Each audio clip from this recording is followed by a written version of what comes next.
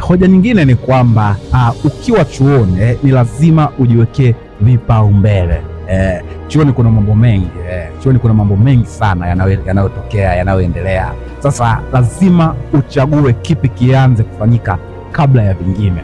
Yaani kujiwekea vipaumbele kuna kusaidia kujua kwamba uko busy na nini. Ukienda chuoni utakutana na watu wako busy sana. Kuna watu ambao anazunguka hosteli hii kwenda hosteli nyingine, yuko busy, lakini ukimuuliza uko busy na nini, hawezi kukwambia. Hivyo lazima ujiwekee vipaumbele ambavyo utajua kabisa kwamba mimi napenda kufanya hiki kwanza kabla ya vingine havijatokea. Katika swala zima pia la vipaumbele, lazima ujue hatima yako ni nini. Lazima ujue vision yako ni nini, maono yako ni yapi, nini thamani ya wewe kuwepo duniani, kusudi, kitu gani kimesababisha wewe uwepo duniani. Lazima utumikie ile kusudi.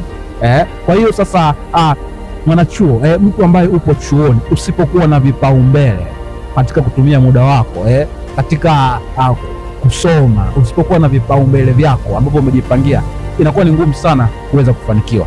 Unaweza ukafanya kila kitu, ukijaribu kufanya kila kitu unaweza ukafeli mara moja.